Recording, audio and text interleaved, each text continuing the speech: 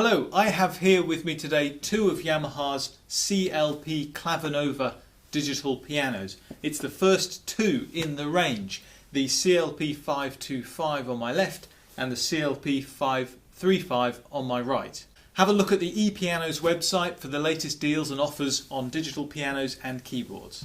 So if you're trying to decide between the two at the moment and you're not quite sure which one's going to suit you best, I'm going to explain the differences between the two, give you my opinion on them both, hopefully help you come to a more informed decision. So first things first, let's have a quick listen to them on ordinary piano setting to hear what they sound like. I'll start with the 525. So ordinary piano.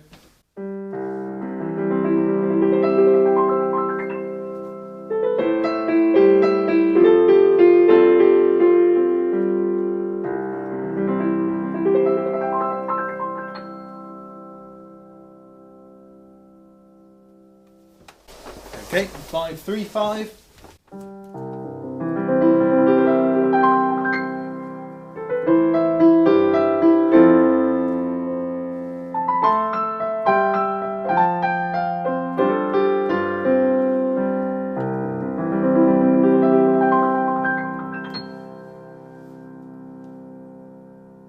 So there we go, both very nice sounding pianos. And I really have to say, before I go any further, they are both really terrific pianos. I enjoy playing them both. The 525 price-wise is a little bit cheaper. It's £939 at the minute, and the 535 on my right here is £1,189 as of today. But both of them are fantastic pianos. They really are. They both have the weighted key, the Yamaha GH3 mechanism, so they do feel like real pianos to play. All the things that are standard on digital pianos are there, like you can wear headphones, you can turn it up and down, it doesn't go out of tune, and you've got different sounds, and you can record, of course. But the important thing, I guess the thing you're watching this video to find out, is what's the difference between the two? What do you get for your extra 250 odd pounds in the CLP 535 here? So let me explain what the differences are. Well, the first and most obvious thing is the cabinet design. If you look at the two, they are quite different. The CLP 525 has a very compact low-down cabinet. It's a bit more like the Arius range, if you've been looking at that, the range below the Clavinovas. And all the buttons are sort of hidden away on the left-hand side here. So it's a very, very minimalist look. But the CLP 535 here, it's more of a classical design. It's got the front bit, the nice flat tool bit at the front, and the buttons and the controls are all here on the left, and they're very easily accessible. As you can see on the LED screen there, it shows you what instrument you're playing and other parameters as well. It's very easy to navigate your way around the various settings on there. Now on the 525, because they've gone for a very minimalist look, a lot of the buttons have multiple functions, so you end up having to push a combination of them and some keys at the same time.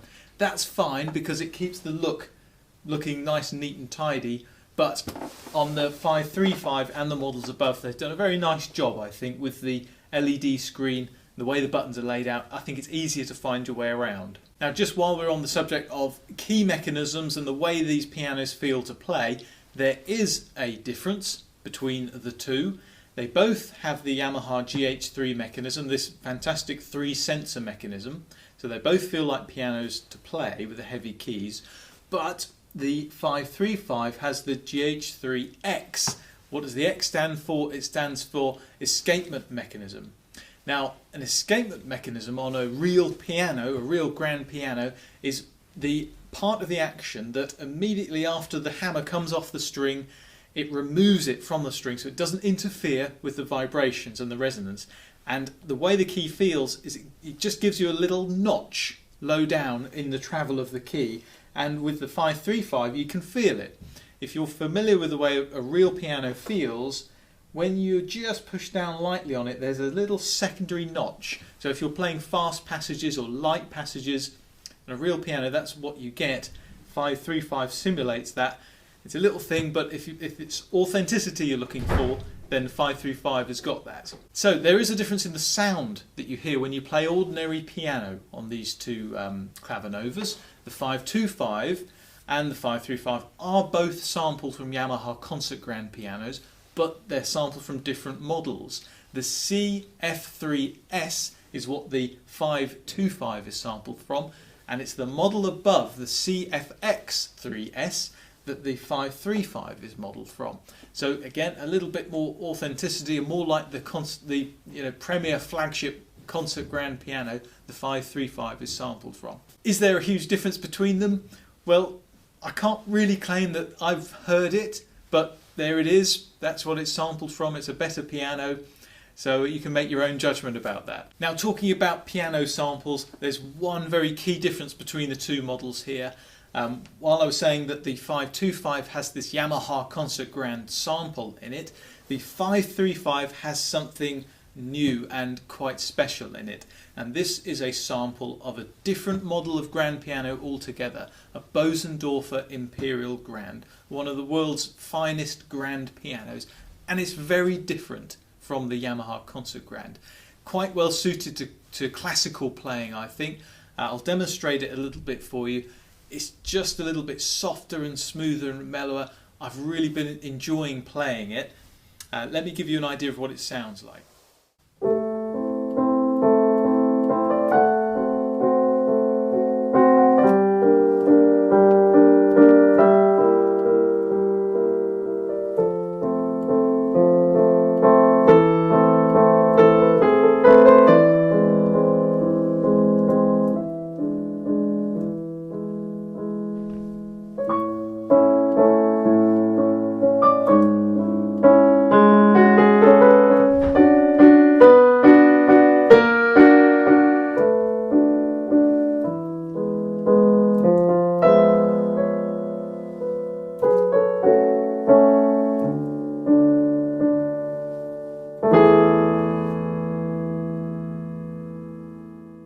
So it's very smooth, very soft sounding, again good for classical music. That's the Bosendorfer Imperial Grand. So 535 is the first one in the range that has that. 525 only has that Yamaha Concert Grand sample on it. So the amount of voices you have on both of these is different as well.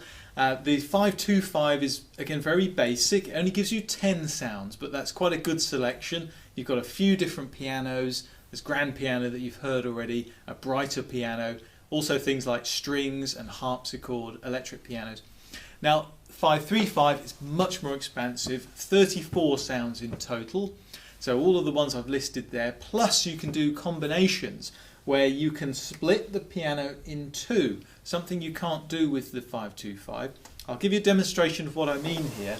On the left hand side I'm going to use a bass and cymbal, and on the right hand side it's going to be a piano. So you can sort of accompany yourself a bit like a jazz trio band. I'll show you.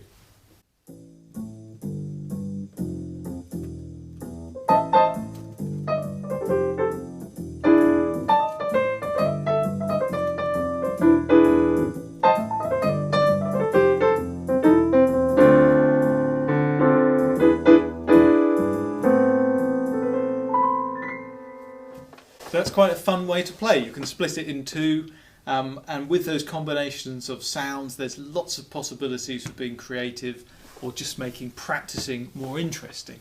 Now, very important difference between the two for me is the size of the speakers. When I'm sat playing the two, and as you've heard on piano, the sound from the 535 is bigger. From my point of view, when I'm sat playing it, it's louder and it's richer. Now, this has a lot to do with the size of the speakers. On 535 you've got two 30-watt amplifiers working the speakers, so the sound is much richer. And on 525 it's only 20 watts. So again, I'll play the pianos just on ordinary piano so you can hear what the differences are.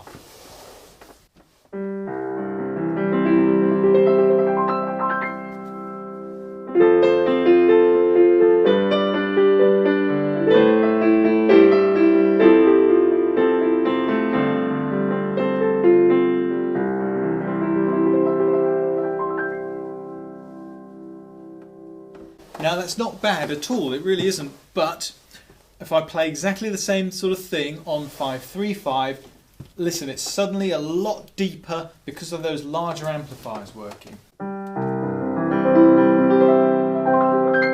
Straight away, that just comes through a little bit deeper. I can feel it through my feet a little bit.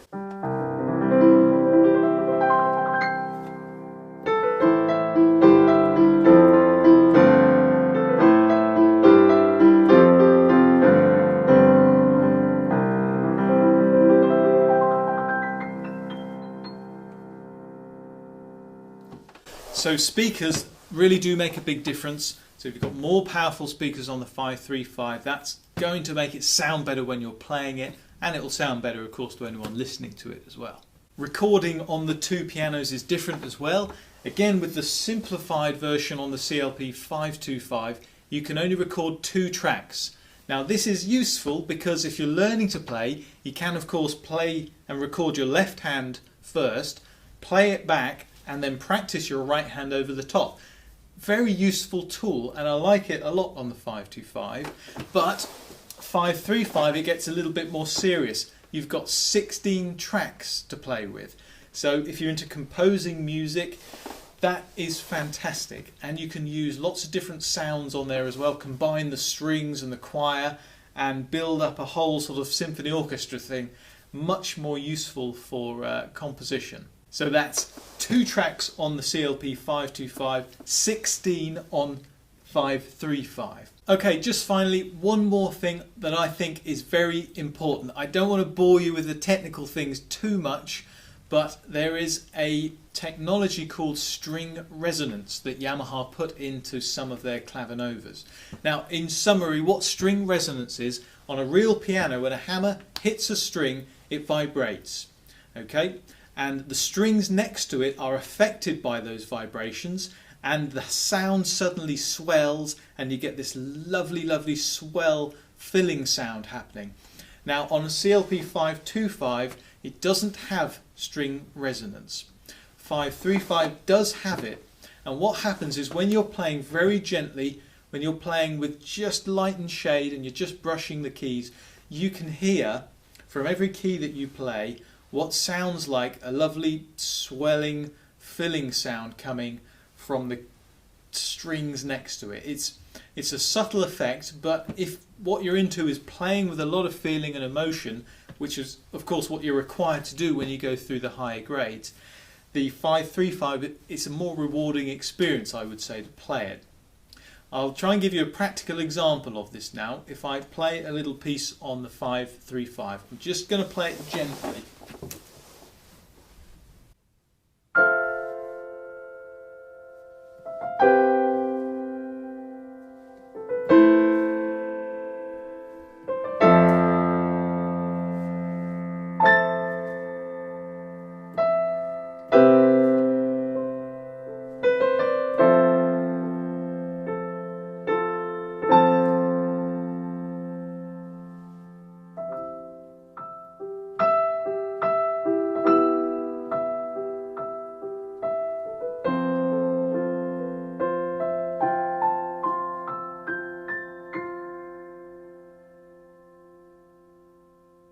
There's an extra feeling to that. When you're sat next to it and playing it, you can just hear this resonance going on, and it's a very spacey, ghostly feel that you get.